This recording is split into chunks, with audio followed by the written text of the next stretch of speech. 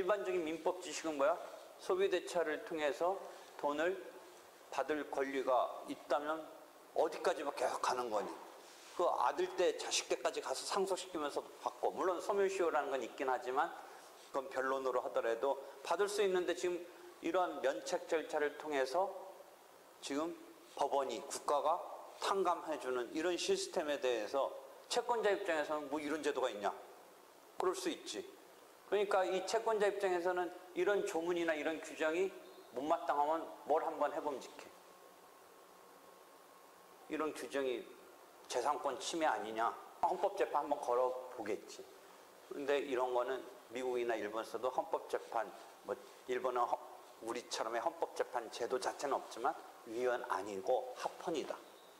우리도 이 자체에 대한 딱 그건 없지만 회생제도 등에서의 면책에 대해서 뭐 약간 그 관련된 규정에서는 그런 게 나오는데, 그럼 이런 제도를 왜 저번 때 얘기했듯이 원래는 파산만을 뒀을 때는 해체하고 이제 그 채무는, 잔존 채무는 계속 끌고 가는데 거기다가 면책 제도를 접목시켰다고 그랬잖아.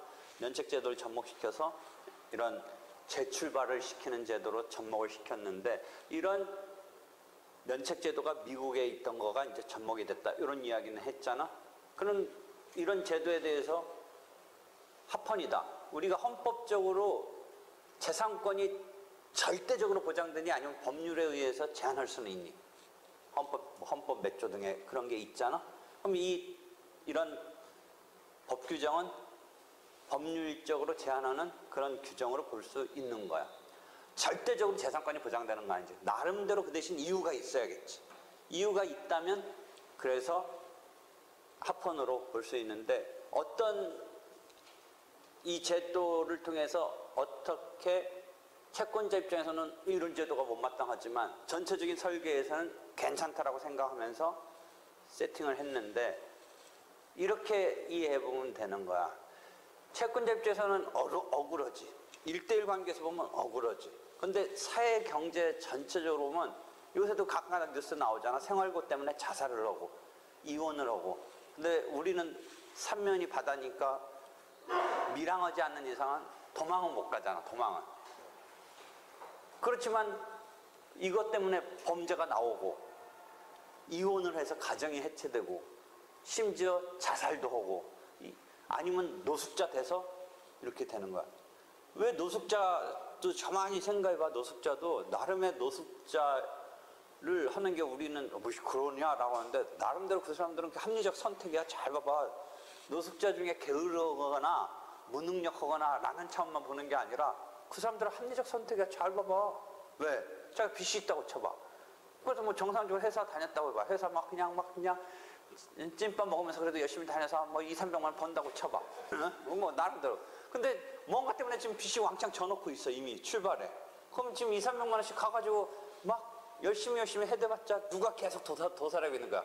한 달 월급 나올 때마다 그 채권자가 도살이고 있는 거야. 그러면 자기가 지금 나름대로 월급 받는 게 고스란히 어떻게 돼?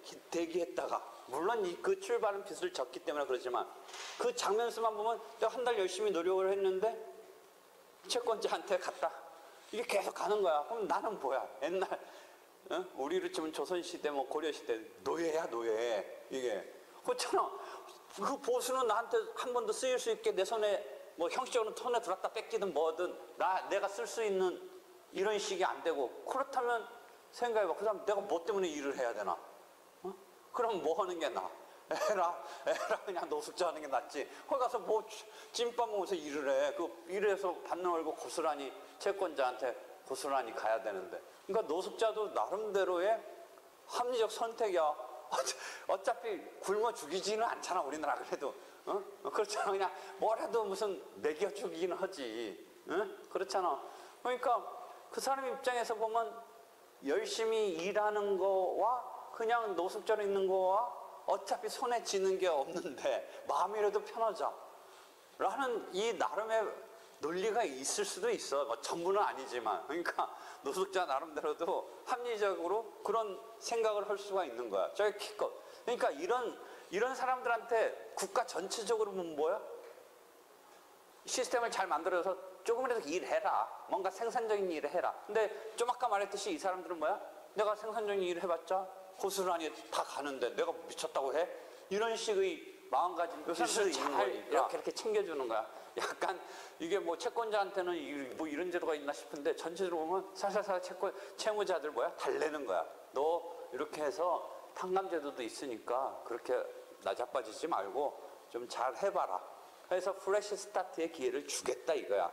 한 번 망가졌다고 해서 회사의 경우는 한 번 망가지고 해체되면 주주는 피해는 보겠지. 주주라는 회사에서의 그 사람은 날아가지만 하여튼 채권자도 더 이상 회사가 없어져 버리면 땡이지. 채권의 관계에서. 그렇지? 근데 사람 자연인은 회사와 달리 법인과 달리 자연인은 목숨 자연적 생물체로 살아가니까 죽을 때까지 그다음에 죽어서 상속이 될 때면 상속인에게까지 자기 자식 때까지 이 채권 채무 관계가 연결이 되는데 이런 상황에서 내가 뭐더러 그러느냐라고 나자빠질 수가 있는 거기 때문에 이걸 살살살살 해서 재추발 기회를 주겠다라고 하는 게 그 면책제도가 특이한 거는 조금 뭐 미리 땡겨서 말한다면 이게 좀 특이해. 뭐 주채무자의 경우에 우리가 보통 보증인도 걸려 있는 걸 민법서 많이 보지. 그럼 주채무자가 빵꾸가 팍 났어. 그래가지고 우리가 민법적으로도 어떤 거야? 보증인을 내세운 건 뭐야? 주채무자가 망할 걸 염두에 두고 인적 보증을 세운 거 아니야, 사실은. 근데 주채무자가 망했어. 주채무자가 망하고 면책까지 됐다고 해봐. 그러면 주채무자가 면책되면 우리가 민법에서의 그 종속적인 보증채무의 관계상 보증채무도 탕감돼야 될 것 같은데 어떨 것 같아? 자, 무슨 얘기냐면 봐. X라는 채권자가 주채무자한테 돈을 1억 빌려줬어. 근데 이제 겁이 나니까 보증인을 세웠어. 여기까지는 잘했어, 민법적으로. 그치? 그러면 주채무자한테 못 받을 거 되면 이 보증의 의미가 있는 건 보증인한테 받는 거지. 그치? 그렇잖아? 이 채권자 X가. 근데 물론 주채무자한테 받을 수 있으면 주채무자 받을 수 있고, 뭐 여러분이 뭐 검색의 최고의 항변권, 검색 항변권 뭐 이런 것도 얘기하고 민법에서는. 소송법에서는 이 두 명이 오면 뭐냐 이게 통상의 공동소송 되는 거고 뭐 이런 거지. 동시에 걸었다면. 그치? 하여튼 채권자 입장에서는 최종적으로 재산이 빵빵한 보증인을 내세우게 해서 보증인한테 받을 수 있다는 생각하에 뭔가 인적으로 물론 물적 담보도 있지만 인적 담보를 걸어 놓은 건데 이게 평범한 사태가 아니고 파산이라는 상태에 있을 때는 더더욱 이게 역할을 해줘야 되는 거다. 이런 발상을 해보라는 거지. 그렇잖아. 우리가 평범할 때조차도 보증인을 왜 세운 거야? 주채무자가 평범한 상태라도 혹시나 몰라서 세운 거잖아. 그런데 주채무자가 완전히 파토 났으면 파산했으면 더더욱 이 보증 세운 거가 의미를 발해줘야 원래 취지에 맞는 거지. 그런 쪽에서 보면 그 조문도 이해는 또 되는 거지. 주채무자가 면책되더라도 보증인은 책임져야 된다는 게 이해가 되죠. 한편 보증채무에 대한 종속적인 성격을 극대화시킨다면 파산조차도 같이 탕감돼야 되는 게 맞지 않느냐라는 논리를 갈 수 있는데 그 논리를 설명하려면 자연채무설보다는 나처럼 완벽하게 그냥 채무 소멸했다라고 보는 입장이 설명하기가 더 접근성이 있다는, 밀접하게 설명할 수 있다는 거지. 이해할 수 있겠어? 돼? 거기서도 자연채무설이 다수 인상인 거죠. 자연채무설이. 그러니까 조문이 그렇게 되어 있지. 조문 자체가 봐봐. 자연채무설의 입장에서 더 설명이 잘 되는 거지. 이 조문 자체는. 그렇잖아. 응? 그러니까 그게 통설 판례지. 사실 그러면 이 제도가 정말 모럴 해저드를 어떻게 극복하냐가 가장 큰 문제인 것 같은데. 그러니까 면책의 요건을 엄격하게 해서 함부로 면책을 해주지 않는 단계에서 모럴 해저를 잡아야지. 해준 이상은 오히려 완벽하게 풀어주는 게 탕감해 주는 게 맞다는 게 내 논리. 그러니까 모럴 해저드 정도는 그 전에 잡아야지. 그 아까 그 박찬숙 기처럼 그 1심에서 그렇게 거짓말을 하거나 그런 거 어떻게 보면 소송상이나 이런 쪽으로도 이렇게 될 수 있는. 그러니까 아까 이 도산법에도 벌칙 규정이 있다고 그랬잖아. 6장에 가면 그런 뭐 그런 걸 다 막 이렇게 벌칙으로까지는 안 가지만 조문은 있어. 그런 사기적인 행태를 보인 것에 대해서. 그리고 원래 그렇게 사기적인 행태를 보이면 면책도 안 돼야 되는 거고 뭐 그런 거가 다 장치는 있어. 6편에 벌칙 규정에 가면 형법적인 사기적인 그런 범죄에 해당하는 그런 게 다 있어. 요 파산 절차에서. 또 제일 먼 게 면책돼서 재산이 생겼을 때를 한번 생각해봐. 지금 이제 내가 더 황당하게 면책까지 돼서 그때까지는 진짜 뭐 이 사람 뭔가 요건 뭐 이렇게 뭐 트립도 안 쓰고 그냥 경제로 파탄해서 그 요건 하에 면책이 됐는데 오히려 내가 학부 때는 한번 설명했는데 진짜 황당한 거야. 면책되고 났는데 내지는 면책도 뭐 요새는 한 5, 6개월 걸리는 와중도 생각해보고 하는데 제일 황당한 거는 면책 와중에 뭔가 돈이 생긴 경우가 있고 면책됐는데 돈이 생긴 경우가 있어. 그럼 어떤 경우에 여태까지 이 사람이 재산 숨겼던 거 드러난 게 아니고 진짜 없어서 면책까지 갔는데 어떤 경우가 있냐면 잘 봐. 극단적인 얘기로 하면 로또에 당첨됐어. 그럼 채권자 입장에서 어제까지 면책되고 어제까지 뭐 그렇다고 그래서 제도에서 그렇게 됐다니까 참고 있는데 지금 이제 돈이 막 몇 억이 있는 거야. 그럼 채권자 입장에서 미치지. 그러니까 아까 도의적 변제 뭐 이런 것도 있겠지만 옆구리 쓰셔서 돈 없으니까 뭐 하지만 지금 있으니까 좀 내놔라. 원래 내놔야 되는 거고 내가 생돈 달라는 것도 아니고 원래 줄 돈 줘야 되는 건데 지금 중간에 하나 뭐가 개입되어 있는 거야? 파산 면책이 개입되어 있는데 지금 1억 원이 생긴 거야. 채권자 입장에서 야 2천만 원 내놔라.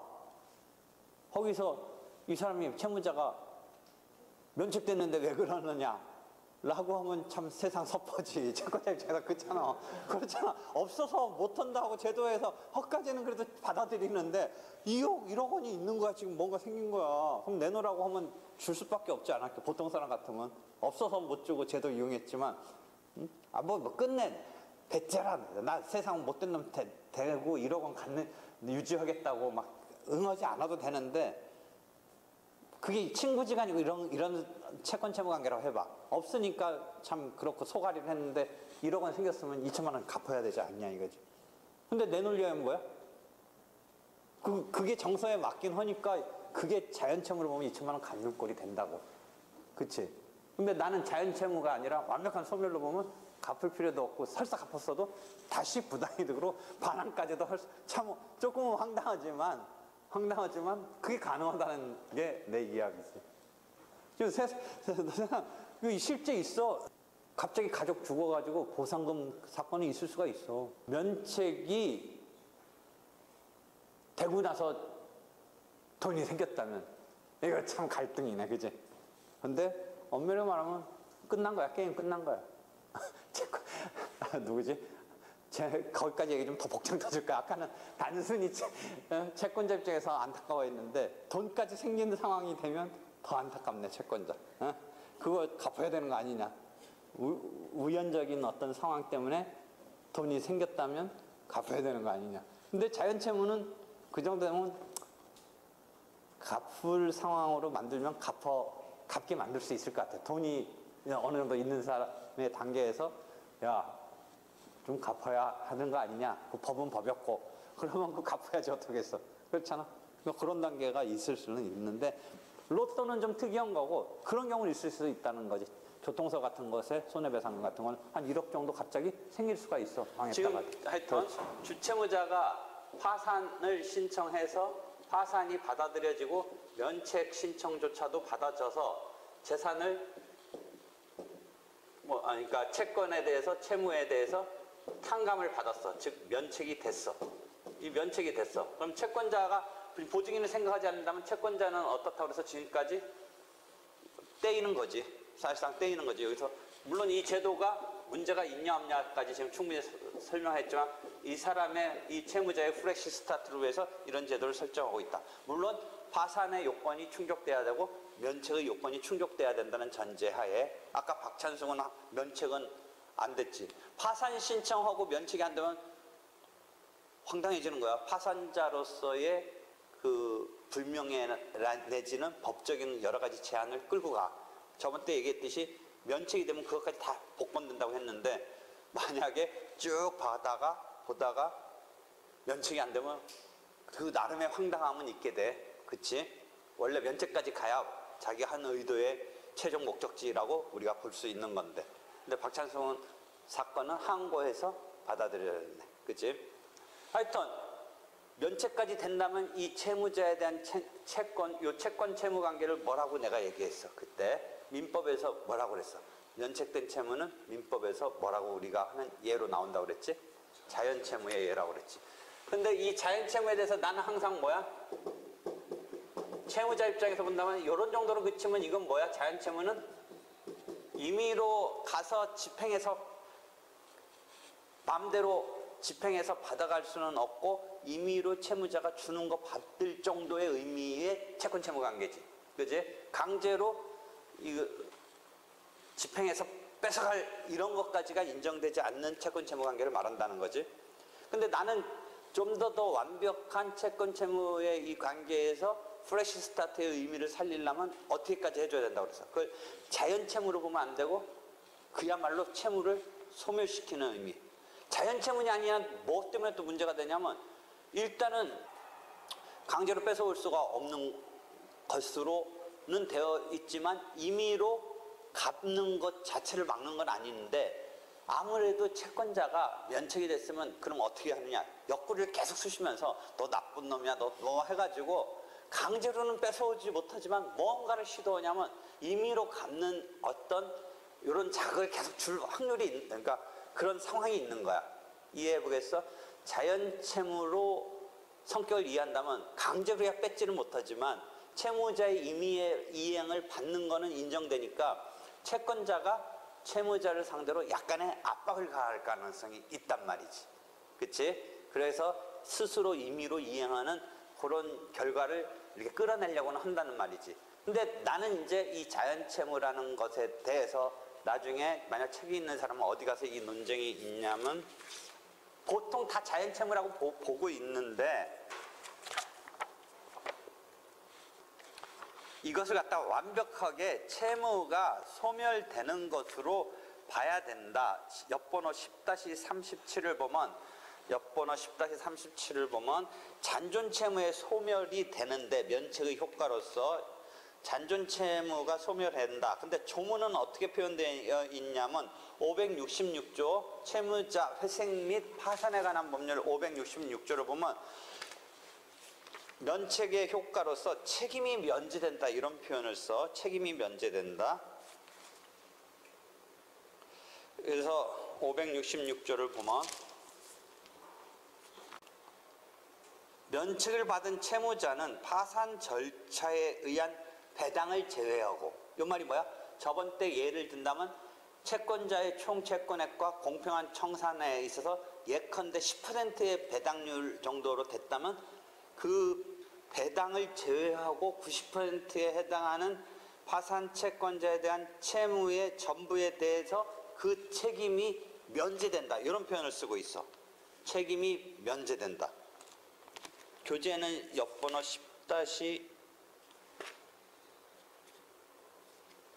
이 부분이야. 책임이 면제된다는 의미가 어떤 의미냐인데 여러분이 민법적으로 본다면 자연채무라고 보는 거야. 자연채무. 그런데 나는 자연채무 정도는 약하고 아예 채무가 소멸된다고 풀이하여 파산채권자는 채무자에게 강제 집행 못하는 건 물론이고 임의의 변제를 이렇게 옆구리 쑤셔가지고 하는 것조차도 못하게 해야 되는 거 아닌가. 그래서 채무자에게 임의의 변제를 구할 수도 없고 그렇게 되면 뭐냐면 자연채무로 온다면 임의로 변제한 것을 거꾸로 채무자가 요번에 당도록에 그때는 엄격해 줬는데 그게 부당이득이 되느냐 보면서 자연채무로 보면 부당이득은 아니야. 왜냐면 강제로 못했을 뿐이지 임의로 주는 거 받는 것은 괜찮다고 했기 때문에 나중에 2차전으로 오히려 채무자가 무언가 때문에 당도록에 채권자를 상대로 그거 내놓으라고 그래. 그러면 자연채무로 볼 때는 그게 내놓으라고 할 근거가 없게 되는데 완벽하게 소멸된다는 논리에 내 입장을 취하면 설사 임의로 이행된 것을 2차전으로 내놓으라고 했을 때 부당이득이 될 가능성이 있어. 부당이득. 왜? 그럼 완전히 소멸됐다면 끝난 건데 뭔가 때문에 지금 받아간 게 나오면 그거는 부당이득이다라고 해서 여러분이 상정하기 힘든 상황인데 채무자가 거꾸로 채권자한테 지금 면책된 것도 채권자 입장에서 못마땅한데 그 임의로 받은 것에 대해서 무상을 자연채무라면 깨지겠지. 부당이득은 아니거든. 자연채무의 속성이라면 임의로 받아가서 자기가 임의로 갚은 것을 지금 와서 부당이득이라고 할 수가 없는 건데 완벽하게 소멸하는 건데 하여튼 뭐 때문에 이게 갚은 게 되는 것은 부당이득이라고 하려면 나 같은 논리를 취하면 부당이득으로 해서 다시 찾는 소송을 해봄직은 해. 근데 현재는 자연채무로 보는 게 일반적인 입장이야. 면책이 되면. 여러분이 민법에서 자연채무라는 건 그런 건데 더 나아가서 지금 이제 미리 조금 더 얘기한다면 그럼 관계는 그래. 뭐 어찌됐든 이게 자연채무로서 됐든지 완전히 채무를 소멸된 것으로 보든지 뭔가 탕감은 되는 건데 그렇게 되니까 X가 이 사람하고는 이제 주채무자와는 승부를 못하니까 이 사람이 파산 면책까지 다 갔는데 보증인을 상대로 내놓으라고 했어. 자기 채권. 우리가 일반적인 민사에서도 주채무자한테 뭐 못 받는 것에 대해서 그 보충성 등이 뭐 연대보증은 보충성도 없고 뭐 최고 검색항변권도 없다 뭐 이런 얘기를 하지만 하여튼 보증인이 최종적으로 책임지는 이런 시스템이기 때문에 이거 보증인한테 청구하는 것에 대해서 그런 시스템을 그대로 받아들이면 어떻게 될 것 같아? 보증인한테는 민법적인 원리를 투입하면 뭐야? 주채무가 끝나면 부종성, 수반성 때문에 보증채무 끝나야 하잖아. 그치? 그래야 하잖아. 그럼 주채무가 탕감됐으면 보증인한테도 끝나야 되잖아. 어찌됐건. 근데 자연채무로 걸면 그건 보증인한테 완전히 끝났다고 할 수가 없는 상황에서 또 다른 민법적인 보증인을 건 담보력을 강화하려는 취지에 비추어 볼 때 왜 우리가 딴 사람을 걸었어? 주채무자한테 못 받을 것 때문에 걸었잖아. 그럼 주채무자가 망하고 못 받는 이런 상태에서 이 보증인을 타깃으로 하는 게 오히려 원래 보증인을 세운 취지에 충실한 거 아니냐. 그러니까 두 가지 입장에서 지금 내가 지금 순서는 바꿨지만 두 번째처럼 말한 거의 입장에서는 보증인한테 받아낼 수 있어야 돼. 그지? 한편 수반성, 종속성, 이런 부수성, 이런 어떤 주채무와의 관련 관계를 강조하고 주채무에 따라서 보증채무의 성립을 얘기한다면 주채무가 소멸했으면 보증채무한테도 끝나야 되는 거 아니냐. 근데 거기서 나처럼 주채무자에 대한 채무가 완벽하게 소멸했다고 한다면 그 논리를 가기가 쉬운데 자연채무로 가면 뭐야? 책임 없는 채무, 자연채무 이런 데서 본다면 약간 뭔가 남겨진 뉘앙스를 갖고 간단 말이지. 그렇잖아. 뭔가 완벽하게 해결된 게 아닌 소멸이라고 본다면 주채무 자체도 뭔가 남긴 남았는데 이 강제집행만 못할 뿐이지 그 채권 채무 관계가 완벽하게 소멸된 건 아니라고 본다면 보증인한테 그 결과 너 갚아야 된다는 그런 논리로 가기가 쉽지. 그렇지? 그러니까 내가 자연채무서를 취하지 않고 나 혼자 지금 보통의 판례나 파산법 이론은 뭐 그렇게 많지는 않지만 자연채무로 보는 속성에서는 나처럼 해석하는 거에 비해서는 이 연결고리에 있어서 보증인한테 어떻게 될 거냐가 나처럼 완벽하게 채무가 소멸했다고 본다면 보증인 것도 소멸해야 되는 거 아니야. 거기다가 수반성, 종속성, 부수성 이런 것까지 연결시켜버리면 그지? 그런 논리로 가기가 자연채무설보다는 쉽다는 거지. 법리가. 이해되겠지? 근데 보증인을 내세운 민법적인 그것을 또 한편 생각해 본다면 주채무 빵꾸 나면 보증인 덤태기 싫어하는 제도로 우리가 설정한 거니까 보증인이 덤태기 써야 되는 건 맞긴 하지. 그치? 그래서 보증인에 대해서는 어떤 조문이 있냐면 이런 게 417면 옆번호 10-50일에 가면 보증인에 대한 면책의 효력이라고 해서 내가 읽어줄게. 위에서 언급하였듯이 면책은 파산 채권자가 채무자의 보증인 그 밖에 채무자와 더불어 채무를 부담하는 사람에 대해서 가지는 권리 및 파산 채권자를 위해서 제공된 담보에는 영향을 미치지 않는다. 이런 조문이 딱 567조가 있어. 그러니까 이 면책된 것은 누구한테는 영향 없다?